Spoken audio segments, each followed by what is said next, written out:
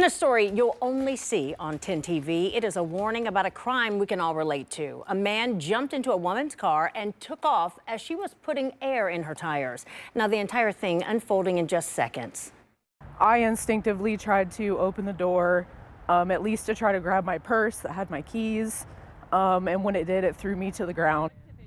Well, tonight she's now left with injuries that she says will leave a mark for the rest of her life. Crime Tracker 10's Lacey Chris spoke to her about what was rushing through her mind in that scary moment and what police say you should do in that situation. She joins us now live in Columbus, and boy, that sounds scary, no doubt about that. And a lot of us would want to, save our stuff, What can you tell us about this? It really is scary, and Becca told me she was only out of her car for a couple of minutes to fill her tires up with air, so she left her keys in the car. I was at the Sheetz gas station on 161, putting air in my tires. Just a quick 5-second, maintenance on the vehicle. That 5 seconds was all it took for a man to jump into Becca's car and take off, even though Becca was standing right there. I instinctively tried to open the door, at least to try to grab my purse that had my keys, and when it did, it threw me to the ground, rolled several times, breaking my arm. A break so severe, Becca had to have surgery. Surgery with plates and screws for the rest of my life.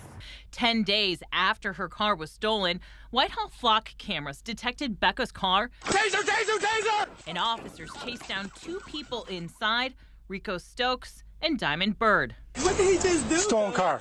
I was just I can't believe that this is even a real situation that's happening.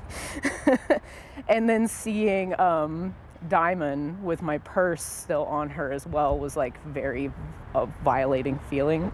Whitehall police say you need to be aware of your surroundings at gas stations. What should I do to protect myself when I'm at the gas station? First off, I would say you never want to get gas at a gas station at night where there's not proper lighting. Proper lighting and people. Whitehall Police Deputy Chief Dan Kelso says never leave your purse on the passenger seat. Even if you lock the doors, it just sends an invitation to criminals. And also never leave the keys in the ignition, even if it's turned off, because they will come in through the passenger side, just flip right over to the driver's side. This is the damage done to the inside of Becca's car. She says it was full of drug paraphernalia. She says she's never leaving her keys in the car again. In hindsight, do you wish you would have just let it go? I do wish, but unfortunately that fight or flight in your brain kicks in and you just go for it, I just felt like it was something that I worked so hard to achieve. I didn't want somebody to just take that from me so easily. Yeah, so police say you should always grab your keys, lock your car, even if you're standing right next to it. Reporting live, Lacey Chris, 10 TV News. All right, thank you, Lacey.